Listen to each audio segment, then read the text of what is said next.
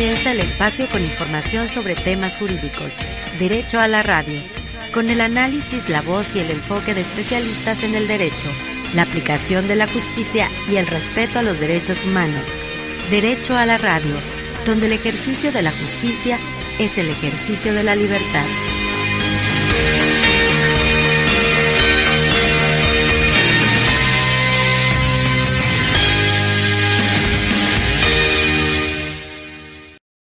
Muy buenas tardes, tengan todas y todos ustedes, bienvenidos a este espacio radiofónico, Derecho a la Radio, su programa favorito que se transmite todos los miércoles en punto a las 19 horas y lo hacemos desde la cabina de radio de la estación de la Universidad de Colima a través del 94.9 de la frecuencia modulada, pero también lo hacemos a través de las redes sociales de la Facultad de Derecho y de esta estación. Y bueno, como en cada programa se encuentra aquí en cabina con nosotros nuestra amiga Bárbara Mancera. Hola Bárbara, muy buena tarde. Hola, no, qué gusto saludarte a ti y a la amable audiencia que nos favorece con su escucha. Y bueno, también hay que recordarles que pueden sintonizar este programa en la retransmisión el sábado a la 1:00 p.m, también aquí en Universo 94.9 de la Universidad de Colima. El día de hoy, déjate platico, vamos a abordar el tema de los derechos humanos en las universidades. Así es, Bárbara, estamos ciertos que este tema va a interesar mucho a nuestras audiencias. Y bueno, si estás de acuerdo, iniciamos este programa como lo hacemos tradicionalmente, y es con la intervención del doctor José Ángel Méndez Rivera, quien presenta la sección editorial de este día. Adelante, doctor Méndez, le escuchamos. Buenas noches desde Colima, México. El editorial de hoy es La Universidad y los Derechos Humanos. Según un estudio de la académica brasileña Beatriz Díaz Alba, la universidad debe insertarse en los grandes problemas que el mundo vive, analizando en primer lugar los problemas de la realidad nacional de manera operativa, crítica e interdisciplinar, produciendo conocimientos relevantes y aplicables sobre esos problemas, siendo ciertamente uno de los problemas apremiantes la vigencia real y en consecuencia ética de los derechos humanos, que hoy por hoy reducen su vigencia más al ámbito retórico moralista de lo político o retórico positivista de lo jurídico. Según el estudio en cita, el énfasis dado hoy a la atribución de derechos ha hecho que olvidemos que todo derecho implica éticamente un deber, pues ninguno de los derechos humanos podrá subsistir sin la simetría de los deberes que le corresponden. Así, con la misma fuerza con que reivindicamos los derechos humanos, así también tenemos que observar y cumplir nuestros deberes frente a esos derechos. Primero como ciudadanos y, llegado el caso, como ciudadanos gobernantes, sin olvidar nunca la horizontalidad democrática de ciudadanos sujetos al Estado constitucional de derecho que comprende los derechos humanos y cuya reformabilidad tendrá que ser siempre por razones de Estado y con horizontes de futuro y no por razones contingentes de gobierno o de partido. En el anterior contexto, las universidades deben modelar la educación no solo de profesionistas, sino también de ciudadanos que a partir del conocimiento filosóficamente relevante y científicamente interdisciplinar de los derechos humanos, sean capaces de vislumbrar el horizonte con respuestas a mediano y largo plazo frente a problemas complejos que implican derechos humanos como lo social, lo político, lo económico, lo cultural o lo ambiental, en que la clase política suele manipular con discursos retóricos nacionalistas que suelen ser ajenos a la visión científica y filosófica de la realidad de los derechos humanos, insertos en una patria antes planetaria que nacional. ¿Y usted qué opina? Muchas gracias por su atención. Agradecemos al doctor José Ángel Méndez Rivera por la lectura de este editorial. Así es, Bárbara, y bueno, para quien recién sintoniza nuestra transmisión, les compartimos que abordamos el tema relativo a los derechos humanos en las universidades. Para eso agradecemos que en esta sección de entrevista nos acompañe un experto en el tema, y es el doctor Francisco Ramos Quirós. El doctor Ramos Quirós es profesor investigador de la Universidad Michoacana de San Nicolás de Hidalgo. Bienvenido a su espacio, doctor Ramos. Muchas gracias, estimado Nog, y saludos a todo tu auditorio. Doctor, bienvenido. Y bueno, para quienes nos están escuchando que no necesariamente tienen una formación en derecho, siempre que hablamos de derechos humanos, necesariamente tendremos que hablar de la defensa de estos derechos humanos. Entonces, preguntarle, ¿cómo es que surgió ha surgido este modelo de defensoría de derechos humanos en las universidades en México y cómo ha sido su evolución desde la experiencia que usted tiene y el conocimiento que ha acumulado? Sí, claro. Primeramente comentarte que el modelo de defensoría universitaria en México surge en 1985. Aquí hay que señalar que está inspirado totalmente en el modelo escandinavo del ombudsman, este modelo sueco difundido ampliamente en todo el mundo. Y aquí una peculiaridad importante a señalar es que en México el primer órgano de defensa de derechos inspirado en ese modelo sueco de ombudsman no fue la Comisión Nacional de los Derechos Humanos, como pudiera pensarse de forma natural, sino que esto surge en el ámbito universitario. En 1985, en la Universidad Nacional Autónoma de México, en la UNAM, surge la Defensoría de Derechos Universitarios, que de hecho fue justamente una especie de prueba piloto para posteriormente echar a andar la defensa de derechos a nivel nacional con la Comisión de Derechos Humanos, que surge en el 90 y que posteriormente sufre varias modificaciones para ampliar su espectro de protección. Y con relación a la forma en la que evoluciona, una vez que nace en el ámbito universitario en México, en la UNAM, este modelo de defensoría universitaria comienza a replicarse, y en los años posteriores, en el año 91, 1991, se replica en la Benemérita Universidad Autónoma de Puebla, posteriormente en el 95 en Guanajuato, en el 98 en Aguascalientes, y parte de la evolución hay que señalar es que el modelo empieza a variar. La defensoría que se establece en la UNAM tiene una peculiaridad, y es que atiende únicamente a los alumnos, al sector estudiantil.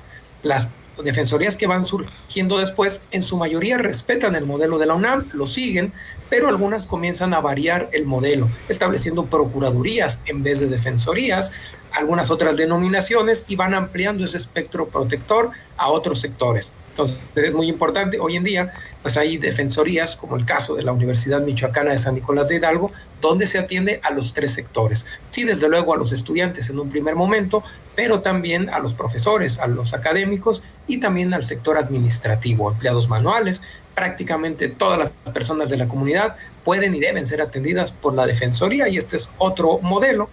Ha seguido evolucionando esta defensa de los derechos, y de manera importante, como parte de este proceso evolutivo, señalarte que en el año 2005 surge una institución que es la Red de Defensores Universitarios, que es un modelo, digamos, de agrupación, de asociación civil, donde forman parte pues las defensorías y sus titulares, y está alojada en la UNAM. Y esto ha ayudado mucho a difundir el tema de derechos humanos y a ser un punto de contacto y de confluencia entre las propias defensorías a nivel nacional. Hoy en día hay avances muy importantes en materia de derechos universitarios. En el año 2016 se firmó un acuerdo entre la Secretaría de Gobernación, la ANUYES y la Comisión Nacional de los Derechos Humanos, que fueron los compromisos para la difusión y aplicación de los derechos en las universidades. Esto se hizo en 2016, 5 años después de la reforma del 2011, buscando difundir esos derechos humanos al interior de las universidades. Y los compromisos que se firmaron en ese año 2016 incluyen, entre otros, que son la creación de defensorías. En las universidades públicas y privadas donde no existen defensorías, promover la creación. Y en aquellos lugares donde sí existen, pues fortalecerlas. Entonces, esto es quizá de lo más reciente que tenemos en materia de derechos universitarios, ya una obligación derivada de un acuerdo firmado por prácticamente todos los rectores en las diferentes regiones de la ANUYES. Entonces, el tema de los derechos humanos y su defensa al interior de las universidades sigue evolucionando día a día. Justamente a partir de este último comentario, doctor Ramos, preguntarle en estos 4 minutos que nos queda para terminar con esta primera sección, ¿cómo se realiza la defensa de los derechos humanos al interior de las universidades en México? Claro, varía dependiendo del modelo de universidad de que se trate, pero en términos generales, pues son a través de estas defensorías o procuradurías que establecen procedimientos. Los procedimientos, por lo general, pues, se realizan a través de un reglamento que cuentan las defensorías, y ahí se establece el procedimiento. ¿Cómo se lleva a cabo? Generalmente los usuarios, las personas, miembros de la comunidad que se sienten violentados o que sienten que posiblemente ha ocurrido alguna violación, deben acudir, y pues sigue los mismos principios prácticamente que cualquier ombudsman. Entonces, ¿qué es lo que se hace? Se lleva a cabo un procedimiento, se ofrecen algunas pruebas, se piden informes, sobre todo, para determinar si es que hay alguna posible violación. Posteriormente, en algunos lugares, en algunos reglamentos, se establece la posibilidad de buscar conciliación, que es una parte importante. tratar de buscar esa solución entre las partes, esa conciliación que concluyera con el asunto. En el caso de que no se llegue a una conciliación, el asunto continúa, se recaban más pruebas, todos los elementos necesarios, recordando que las procuradurías y las defensorías universitarias tienen la posibilidad de allegarse elementos, solicitar informes a cualquier autoridad, que hay que señalar algo muy importante, y es que no hay una autoridad superior a las defensorías, vamos, en cuanto a su actuar. Hay total independencia respecto de los órganos de gobierno de las universidades, por lo que pueden cómodamente instaurar un procedimiento inclusive en contra del propio rector, sin ningún problema, porque no hay una línea de mando. Esto es importante. Ahora, se desarrolla el procedimiento y al final se llega a la resolución. Si es que se determina que no hay una violación, se emite un acuerdo de no responsabilidad bajo diferentes nombres, pero básicamente señalar que no hay tal violación. En el caso que sí haya una violación, lo procedente es emitir una recomendación, que en efecto es eso, una recomendación en la idea de que es un órgano, sin efectos vinculantes, finalmente inspirado en ese ombudsman sueco. Entonces, esa recomendación se busca que la cumplan las partes, pero no tiene efectos vinculantes. Entonces, esa recomendación se difunde también a través de los medios, que es otra de las obligaciones que tienen las defensorías, difundir sus resoluciones a través de los medios, con que cuenten gacetas universitarias, los medios, a través de los programas, los diferentes medios que se tengan a la mano se deben difundir. Recordemos que en general todas estas instituciones de defensa de derechos inspiradas en ese modelo de ombudsman sueco, pues lo importante es el peso moral, digamos, de la recomendación, y lo ideal es que se cumpla, que esa recomendación se cumpla, pero queda sujeto a las partes. Esta es, en términos generales, la forma en la que se lleva a cabo esa defensa de los derechos al interior de las universidades en México. Sí, bueno, aprovechando su experiencia, ¿cuál, desde su conocimiento, suelen ser las violaciones de derechos humanos y universitarios que con mayor frecuencia se denuncian o se sancionan? Luego, es importante señalar aquí que en atención a la reforma constitucional de 2011, como sabemos, al artículo primero, todas las autoridades en el ámbito de sus competencias están obligadas a promover, difundir, respetar, etcétera, los derechos humanos. De manera que en el ámbito universitario, las autoridades universitarias deben defender los derechos y, por el contrario, pues no deben violentarlos, son responsables en el ámbito de sus competencias. Aquí es importante señalarlo porque pues en algunas ocasiones el profesor es autoridad ante los alumnos, el jefe o el director de un departamento, posiblemente de un laboratorio, ya no digamos un director de la institución, inclusive un rector o un secretario. Entonces, prácticamente todos son autoridad para efecto de los derechos humanos y del respeto. Ahora, ¿qué conductas se encuentran? Es muy amplio, digamos, el catálogo de conductas, prácticamente todo aquello que afectara los derechos. En mi experiencia como defensor de los derechos universitarios en la Universidad Michoacana, pienso que en su mayoría lo que ocurría eran abusos por parte de algunos directivos que no aplicaban reglamentación. Lamentablemente, posiblemente de forma deliberada en algunos casos y en otros por desconocimiento de los procedimientos. Era en algunas dependencias donde, sobre todo que no eran afines al área de derecho, se llegaba a expulsar alumnos sin respetar los procedimientos mínimos. Además, lo hacían autoridades que no estaban facultadas. Entonces, pienso yo que la mala aplicación de la legislación es uno de los principales problemas. Otro caso muy recurrente es al momento de evaluar. Incluso al momento de dar la famosa revisión de examen, a que tienen derecho los universitarios, esta revisión de examen se aplicaba de forma completamente contraria a lo que marca la reglamentación, a lo que marca la legislación universitaria, y ello genera violaciones fuertes.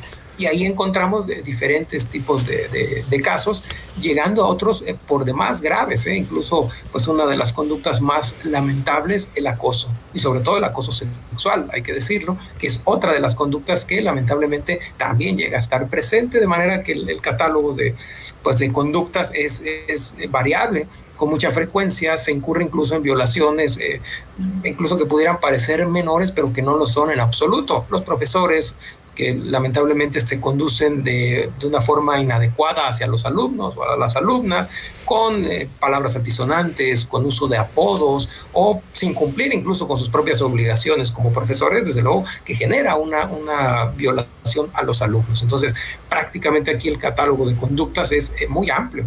me atrevería a decir que desde las más pequeñas, el profesor que no respeta a algún alumno, que le falta el respeto con algún comentario impropio, hasta pues quizá acoso sexual, que pudiera ser de las más graves. Hay algunas otras muy interesantes que tienen que ver también con el tema, desde luego, de la inclusión. En el caso sobre todo de los grupos vulnerables, tuvimos nosotros algunos casos de alumnos con alguna discapacidad y que los profesores pues tenían alguna conducta que afectaba. Recuerdo mucho el caso de un profesor que tenía un alumno con alguna discapacidad auditiva, escuchaba muy poquito y leía los labios, de manera que el alumno, a la hora de realizar un examen a mano, en una hoja, el alumno le pidió posibilidad de sentarse al frente para leerle los labios y poder anotar las preguntas. El profesor se lo negó. Entonces, casos así por el estilo, que haciendo un estudio pudieran representar algunas violaciones. Entonces, el catálogo es bastante amplio. Ahora, doctor, en los últimos 2 minutos que nos restan para concluir con esta entrevista, nos gustaría preguntarle qué sectores de la comunidad universitaria pueden acudir con el ombudsperson universitario justamente para pedir su intervención. Sí, aquí es bien importante comentar, en diferentes modelos de defensa universitaria varía. En el caso del modelo de la UNAM, acuden los estudiantes únicamente, el sector de alumnos. En el caso de otros modelos que dan una apertura mucho más, la propia Universidad Michoacana de San Nicolás de Hidalgo, la Universidad de Guerrero, que fue primero en tiempo, dan una cobertura más amplia a los 3 sectores prácticamente. Sector estudiantil, sector administrativo y también a los profesores, los académicos, de manera que cualquier miembro de la comunidad puede acercarse, la sugerencia es que se acerque a la Defensoría de Derechos en el caso de sentir o considerar que está resintiendo alguna violación a sus derechos. Y para concluir, decir que los alumnos son el sector que desde luego más resiente estas violaciones y es el más desprotegido además, pues no cuenta con sindicatos que lo defiendan. Bueno, lamentablemente el tiempo de la entrevista se ha agotado, pero ojalá esta sea una de las muchas ocasiones que nos pueda acompañar aquí en esta sección.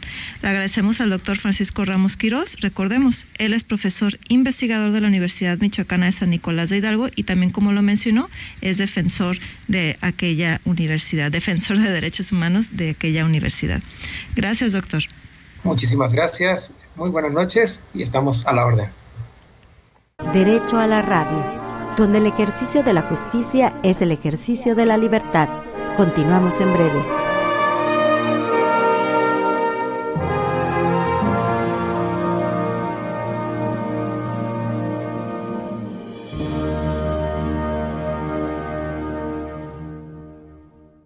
Y bueno, ¿no? ¿Qué te parece si continuamos con el programa? Ahora vamos a escuchar la cápsula que nos preparó la maestra Ana Stephanie Barrera González.